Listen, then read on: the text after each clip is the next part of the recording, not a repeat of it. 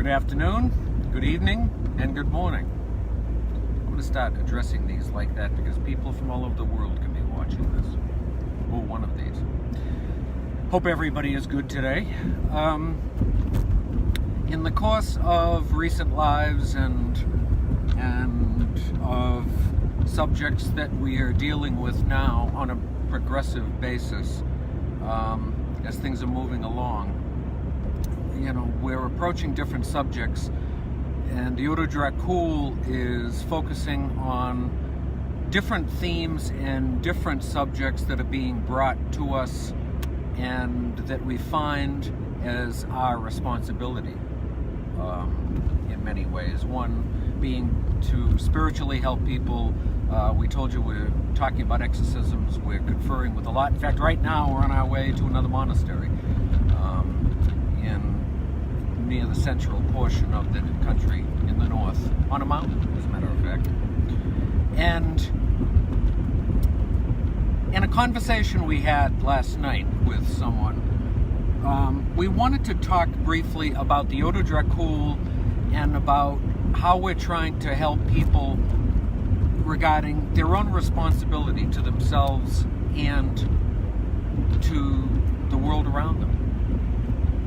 The Ordo Dracul and the High Priest, the Council, and the membership of the Dracul, we very heavily and very much try to promote a personal sense of self-respect,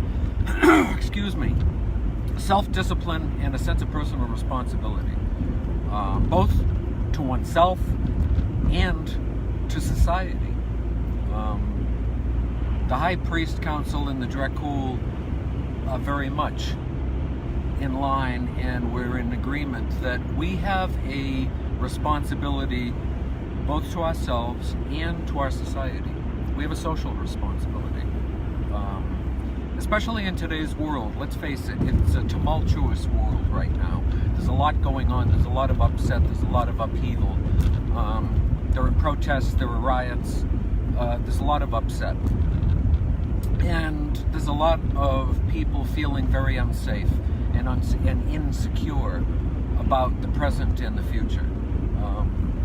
We can't live in the future. We can't live with the trepidation that upset and tumult is going to constantly be in threat of upending our lives.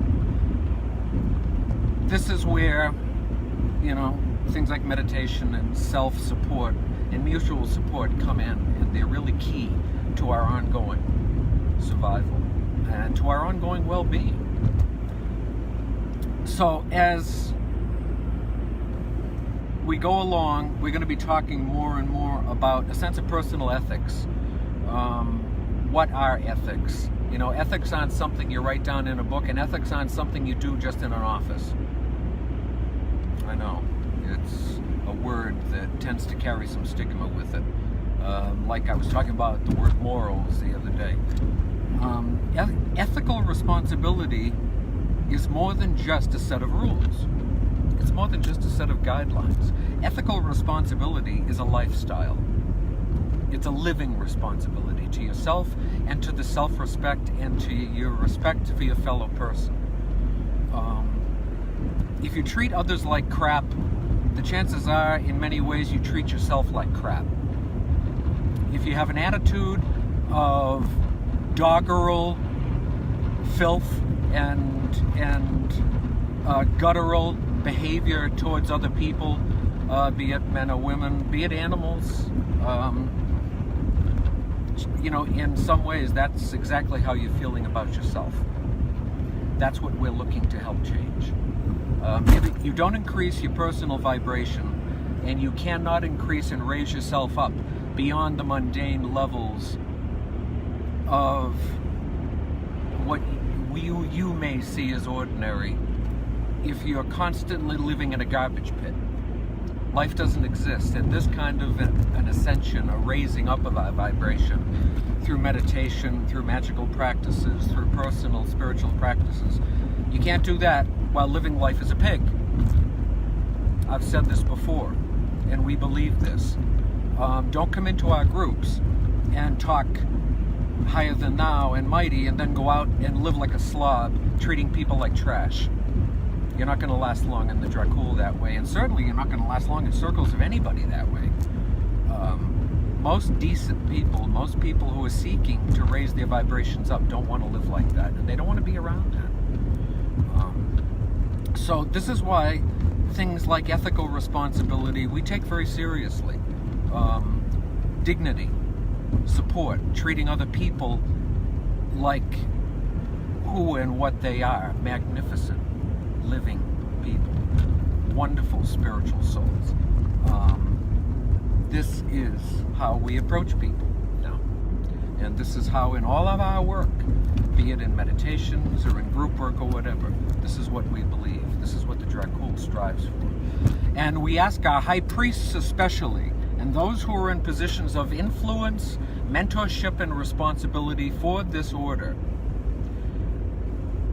think and live with an ethical base as your foundation. Please, other people are looking both to you and to all of us to be an influence and to be some sort of a light and the shining bulb of darkness about them. I mean, just yesterday I was responding to an academy student, and we were talking about darkness and light and approaching life from a perspective of the light worker versus the worker of the dark path. And I said, honestly, the most powerful position any of us can have, be it light and dark, working in the light or working in darkness, is to walk the path of gray. The path of the Dracul is the path of gray. And we exist in that area between darkness and light. The Dracul recognizes that the most powerful place you can possibly be in a spiritual sense is to walk the path of gray between darkness and light and to have an influence upon them both. In this, practice ethical responsibility and remember the influences you have. Oh, I want to show you something. These are the types of scenes we're looking at right now as we're driving. These are the Carpathian Mountains. We're going through a Carpathian Pass right now. No, not the Borgo Pass from Dracula fame. But these are the beautiful country scenes of where we are right now. There we are. So, ethical responsibility, social responsibility, yeah, we all have it. We all have a responsibility to our culture and to the societies in which we live. All of us. We have a responsibility to our fellows. And this is the ethical responsibility that the Ordo Dracul is asking of our high priests, of our mentors, of our knights, of everybody in the order. Don't come into our midst and act like trash, because if you do, you're not going to last long. And we ask others to remember it as well. Vibrate at the highest level you can, and then seek to vibrate even higher. So as we move along, we're going, we have a number of hours we still have to drive to reach the monastery where we're headed. We want to send everybody great wishes for the day. It's a beautiful day here. They were predicting snow. And look at what we get. It's absolutely magnificent. What a splendid day. So go have a cup of coffee, have a nice breakfast, have a wonderful lunch, have a great dinner, and we wish everybody the best. Have a great day and have a great evening. Bye-bye.